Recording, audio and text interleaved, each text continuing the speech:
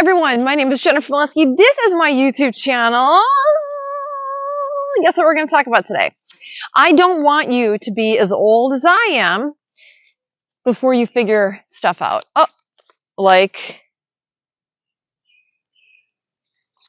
that your screen is dirty, or that you just talk for 30 minutes and the audio didn't record. Don't do stuff like that. But today I want to tell you something ridiculous about myself that will help you, because I know that you, as much as you're great, you're a little ridiculous too. Okay?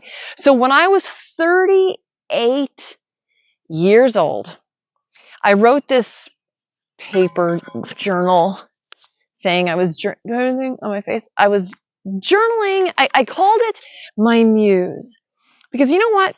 I wasn't very happy with myself. I was a little bored and I wanted to be myself. Don't you want to be yourself? Really hard to find deep down in there, in that abysmal soul of yours, but you never look, do you? But when you do, you're like, holy shit, this is actually different than how I am right now. How can I be who I want to be? Which seems like you would just do it, right? But if you're anything like me, and I hope you're not in a way, because you are afraid. So in my muse, I said that I wanted to be, no.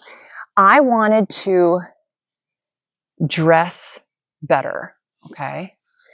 I wanted to dress well for no reason. I wanted to wake up in the morning and put on whatever kind of dress I wanted to, even if it was fancy, just to do whatever, even if it was go to Walmart. But I was afraid here, so get this. So I wrote down my muse. One of the things that she was well dressed. And I was afraid that I would lose friends if I started dressing nice. I thought, honestly, well, I really want to do this crazy thing of dressing better, but I might lose some friends. So I have to be prepared for that. Okay, now the thing is that's actually true. Sometimes when you change. And I get zippy. And I guess it's also true that when you might have the kind of friends who will not be friends with you anymore from if you change how you dress, which would be horrible. So I wrote, I want to dress better, and I did it. I just started dressing the way I wanted to, which was kind of like weird, or it was really fancy, whatever, but no one ever said anything mean, you know? Maybe they just, you look nice today, or why are you dressed up? And that's it. Nobody was like, you know what? I don't know. And that's what I thought was going to happen. I don't know who Jennifer thinks she is. Do you think that she thinks she looks good? What an idiot. What, is just trying to like outdo everybody? Just trying to stand out? That's what I thought people were going to say. And so they're like, oh, you look nice today. Or nothing at all. They didn't care. Okay. So 7 years later, another way to say that is like just last week, I was writing about that I was afraid to wear what I wanted to wear. And then I had some memories. So I'm going to share some childhood memories with you that are none of your business and aren't that great. But here's why I discovered why I was so afraid. So when I was a little girl in like first grade, for Halloween at school, we could dress up, and I wanted to be a witch. Probably. Like I always wanted to be a witch. And my mom wouldn't let me. She made me be a cop. So she had a cop friend, and I think that she got like the smallest, she got like the cop uniform. This is my crap memory. I think she got the smallest cop uniform, because I remember it being like baggy on me and just swimming in this uniform. And then she thought it would be cute if I had a key ring with tons of keys on it, as if for like to be a prison guard. Like those are all the cells. And I have this distinct memory by myself. Maybe I had to use the bathroom or something, but I was walking down the desolate hall back to my classroom, and just like ka-chink, ka-chink, ka-chink, and I felt, and it was so heavy on my right side, and I just felt like such an asshole. Then another memory is we had Clash Day, and I wanted to wear something ridiculous with something else ridiculous, something clashy. And my mom said, "No, wear this." And she gave me pink and red. And I said, like, "That's pretty. I don't that doesn't clash." And she was like, "Are you kidding me? Pink and red don't look good together." Now, I don't know what she was thinking. She's usually pretty stylish, but I had to wear, come here. I had to wear pink and red. And I remember friends saying, "Why are you wearing pink and red? That looks nice." And I said, "No, it actually clashes." Like, I don't believe that, but I'm parroting what was told. Zipper, come here, come here. No one likes that ugly, ugly meow. Come here. If you want something in life, you have to ask for it. Come here. Okay, so that's the one memory. And then the final memory, hold on, cop clashing. Oh, yeah. So we were super poor. And my grandma, when I was just a little girl, probably all around this time, maybe mom was having a bad year, I don't know, but my grandma took me shopping. And it was at the beginning of the summer, and I got to pick out what I wanted. And I got home, and it was all dresses. And I hung the dresses up in the closet, and I was really excited about them. And my mom was like, "Show me what you got." And I opened the closet, and I showed her, and she got so mad. She's like, these are ugly. You're not going to wear this. Why would you pick this out? Did she buy this for you?" And she was so pissed. And I don't know why. I don't know why. But I'm like, I thought they were pretty. And I remember looking at them like, I think they're pretty. Like, but I'm wrong. I must be wrong. I must be stupid. And I don't know. And then my mom called my grandma, and she like scolded her. And I just remember that on the phone. And then from then on, that summer, if I opened the closet, all those dresses were there, and they had the price tag on them. Price tag never left, never worn. I remember one, it was like a dress like this. Actually, is this on? Because you know what? Okay.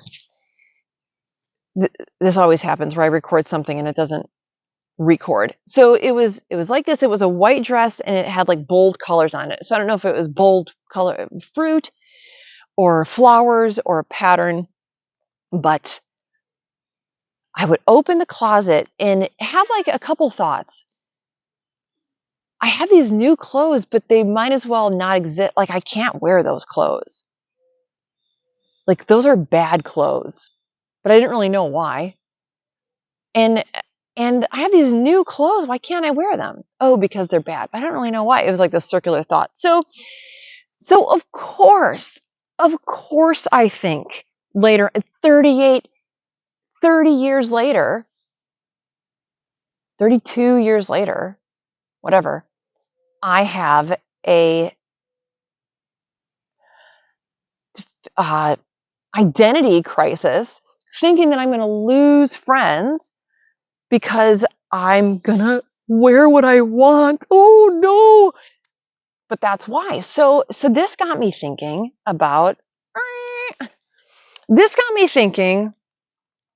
and I created a triangle, and I should have a whiteboard, but just a triangle. So, there's Maslow's hierarchy of needs. I've created something different.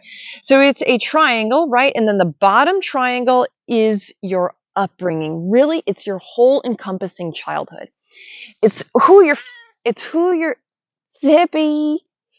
It's who your family says you are. It's the values of your family. It's how you were raised. Okay? Your upbringing, your childhood. And then the next thick part is your friends, the people that you spend time with. Maybe you don't spend time with friends after school, but during school, you have your friend group.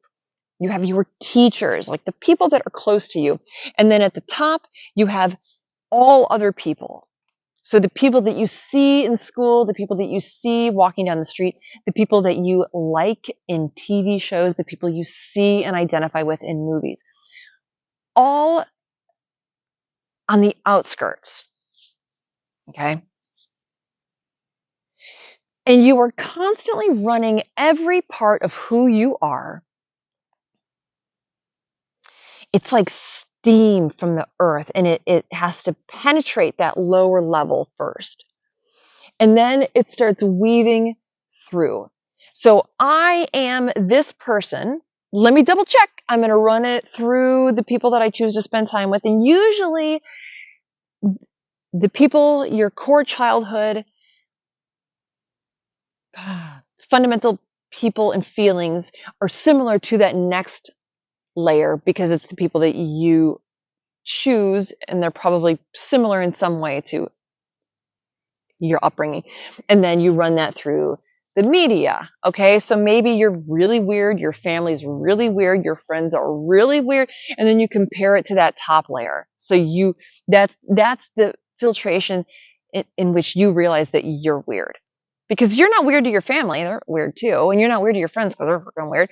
But you see everyone else around you and that's where you learn that you're weird. Okay. And it's really a blessing and a curse, as with everything in life. I feel bad for people now because they have hardly anything down here.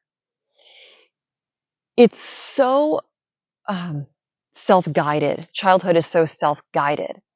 Like, do what you want.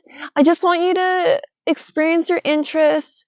But when you're 3, 4, 5, 6, 7, 8, 9, 10, 11, 12, 13, 14, you don't really have your own interests yet. Your interests are being experienced for the first time. Like, here, draw something. I don't like to draw. Fucking draw it. Okay. And then you're like, oh, you know what? I'm really good at drawing. I really like this. Write. I don't want to write. I'm not good at writing. Write. Okay. I discovered that I do like writing. Fix this engine. No. Yes. Okay. Oh, I like to fix engines. So there's those beginnings are instrumental to who you are. On the other hand, it's something that you have to fight through your whole life if it's something you want to change. If you want to keep it, it's great because you have that structure there. So it's really nice to have a strong foundation, but then also it can be the trickiest thing, especially let's say you have a great family. Oh, they're so great. They're so kind. They're so charitable. They're so loving, but you want to change something fundamental about who you are. Now, you want to be who you are, which is fundamentally different than how they raised you. So now you have to contend with that. Will they still love me if I dress nice? What my example is stupid and ridiculous, but there are people out there who, like, I want to marry a black man. My family is so wonderful and we're so proud of our Polish heritage. They don't want me marrying a black man. But I love this person. This is what I want to do. So now you have to contend with that. So there's pluses and minuses. But think of you are the ink blots that you see and you make sense out of are so formed by your childhood. Do you understand that? So I'll tell you an embarrassing story and a gross story. Nah, it's not gross. I'm gross. Okay. So, well, Jennifer, you shouldn't call yourself gross. Okay. So I am hairy. Okay. I've always said it's because I'm German. I guess I'm not German. I'm Austrian. I don't know why, but dark and I'm always tweezing and I'm hairy. Okay. But no one ever in my childhood ever said anything. Am I recording? Dude, okay. Whew. No one ever said anything rude about me being hairy. Okay, so awesome. When I'm 18 years old, I move out on my own for the first time with my best friend, and we live, I don't know, it's not a hostel. It's like this weird, like little apartments. It's a lot of people from different countries because I worked in Wisconsin Dells. It doesn't matter. And that summer I made a ton of friends, and one of the friends that I made, his name was Dan, a very handsome man. And when he became a really good friend, and he told me months into us being friends, when I first saw you, I said to my friend, "Who's the hot chick with the sideburns?" And that was the first time anyone has ever said anything about my hairy ass face. But he said, "hot chick." So if I had heard it for the first time of, "Jennifer, everyone thinks that you are rude and vulgar and you're gross because you have sideburns," that would be really a big deal my whole life. Like, it would be a deep shame. But because my middle, like the first time I'd ever heard anyone say anything about me being hairy, it was not horribly bad, has affected my whole life. So now, yeah, I'm hairy, but I'm cool with it, because it's all right. So I think about families' 4-letter words. So hair would have been, could have been mine. Like, I lived with that, like the embarrassment by myself. By myself.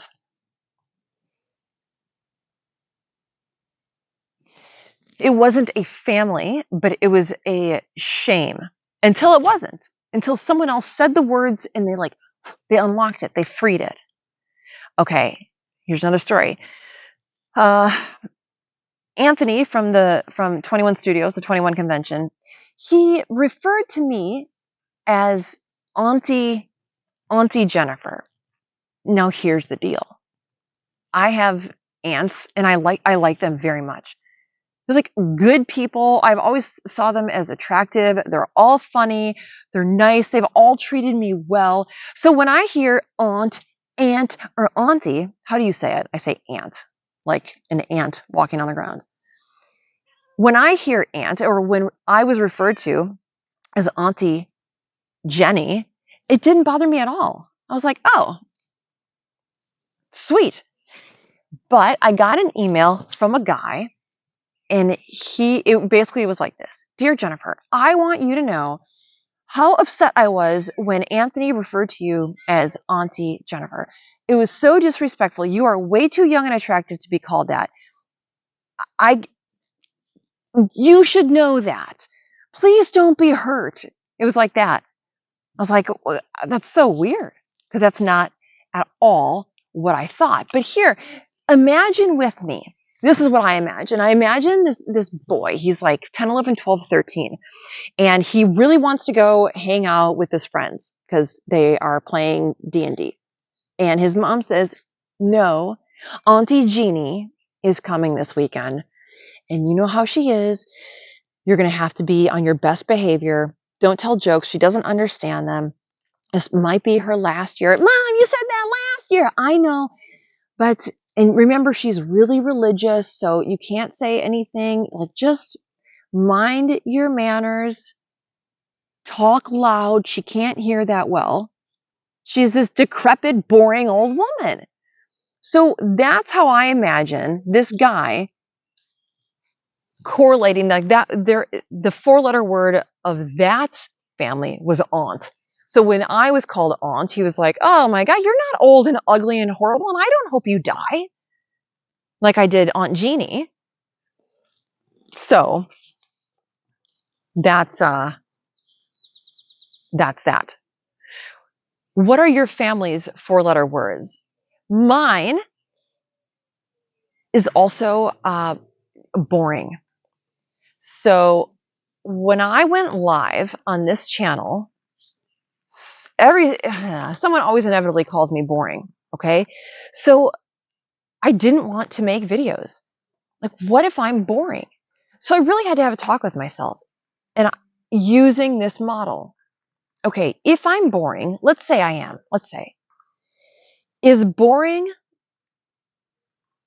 going to get you kicked out of the family conversation and make your childhood lonely? Like, because for me, if I'm boring, then no one wants to hang out. I get attention when I'm funny and entertaining and tell good jokes and I'm witty. And so, but when I'm boring, like, that is my very essence could be disrespected. Okay. But is that what really boring is? Boring is just like, I can't believe I've made it 21 minutes into this boring video. But it's not like it's really a 4-letter word for me. But I have to retrain my brain.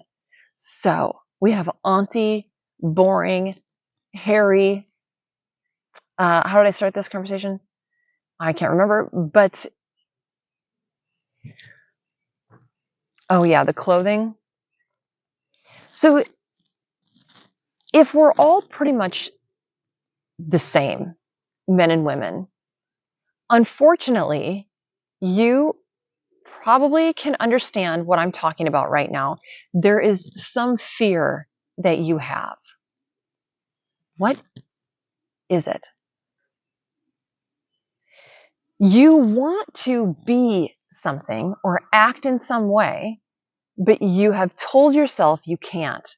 Like, you're almost frozen. I hate that for you. I hate it for you. It's just, it's absolutely the worst. So here's what I'm thinking. We have to recreate your neural connection. No. We have to create a new neural connection.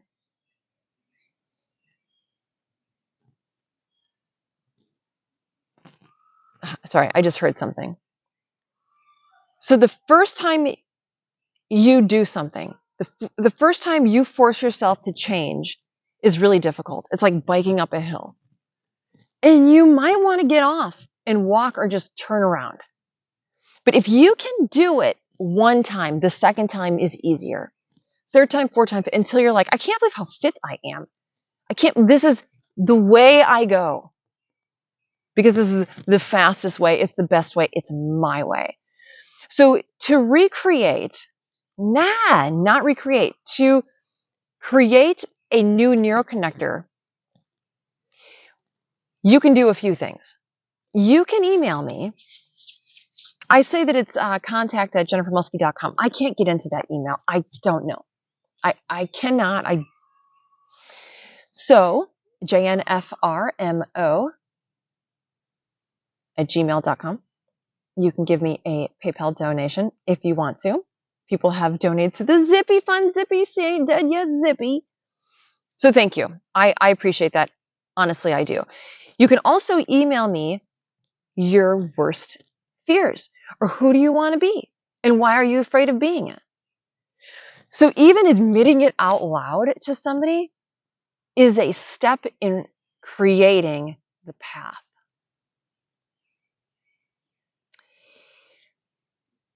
I make my family do this weird thing. Why would you call it weird? Well, it's different. It's different and it's uncomfortable. So therefore it's weird. Okay. So we do this parenting. I found this woman who has a website called teachingselfresponsibility.com, and she teaches 4 tenets of raising children. The 4 skills that you need, in order to be 99% happy. And that is accepting consequences and criticism, accepting no answers, following instructions, and disagreeing appropriately. Okay? Those are what we expect. And everything in our house now for parenting is calm, like calm, not mad, because I get mad. Don't like getting mad. Don't like being upset. So just 100% calm.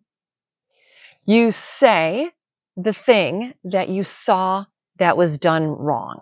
So let's say I say, hey, I need you to take this piece of paper and throw it away. And she takes it and does it. I say, oh, stop, please come back. Because she has to look me in the eyes with a calm face, tone, and body, hear the instructions, say, okay, do the instruction immediately, report back. So if she doesn't do one of those things, she's broken part of the instruction. So I say what I saw. Hey, right then I asked you to throw this away.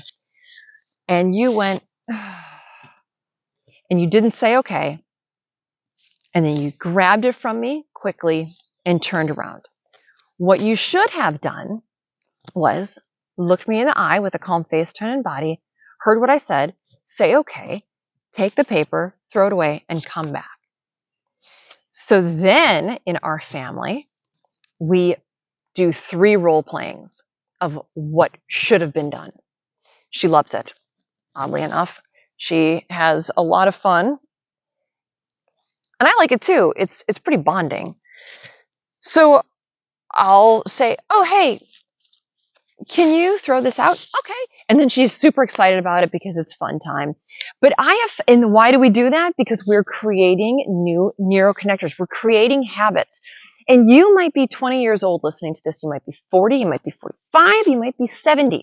There's no reason why you can't create the habit that you need to create in order to be you and happy and feeling okay and authentic. So whatever you're afraid of doing, if you email me and tell me what it is that you're afraid of doing, that'll start the neuroconnection. But then in the privacy of your own home, you should practice. And remember, I did this because I was afraid of, I did not like any guy that treated me well, really. And I can do a video on that. If you're interested, let me know. But I had to create the neuroconnection in my mind. So I would spend Friday nights, baby, when everyone else is going out, I would close my stupid eyes and I would imagine being treated really well by a man. Ooh, ooh, ooh. And I'd be uncomfortable and, oh, he must be kind of a ding dong. He's going to treat me well. And I'd go through all this shit until I could get through the whole day being treated well. And it felt okay. Because I didn't want to go out in the world and waste someone's money, time, energy, hopes. They could be going out with Debbie. And Debbie's so cute. You know, she's a good girl. So I just wasted my own time. But I created the neuroconnectors. And once I really, really, really, really became comfortable being treated well, I met my husband. Pretty cool. Because I was able to. Yeah, pretty much. So I want you to realize that you are kind of up against it from the core of your childhood. And it was reinstilled throughout your lifetime. And society is so sick. So even if you have a nice childhood, you're running it through the filter of the media and the movies, and it's all bullshit and not good. And then I forgot to tell you, at the very point of the triangle, the smallest, most powerful point is God. Because sometimes it actually seems to take God to make the change. Final story, and then I'll let you go. Went to a party, was invited to a party at people I didn't normally hang out with. And I went to the party and it was just a bunch of losers. It just felt icky. It just felt like it wasn't fun partying. It was just kind of icky. Anyway, in the house was like beat up and not dilapidated, but just a piece of shit. And I walked upstairs, which were not, get it? Shh, shh, shh. So, I walk upstairs, which are like undone, the carpet's pulled off, and there's a boy sitting there. And I can't remember if he was drinking or smoking. He probably was. But I sat down next to him. I'm like, what are you doing? He's like, oh, fucking parents. And already just like up against it in the world. Like all of the parts of his triangle are not good. His 4-letter words are smart. Like there are families out there that if you're smart, or if you dress well, or if you take care of yourself, or if you care about your mental health, like you're out of the gang. Drugs is the name of the game. Prostitution, abuse. Like this is how we do it. And if for someone who is raised like that, and then they have friends like that, and then they have a media that kind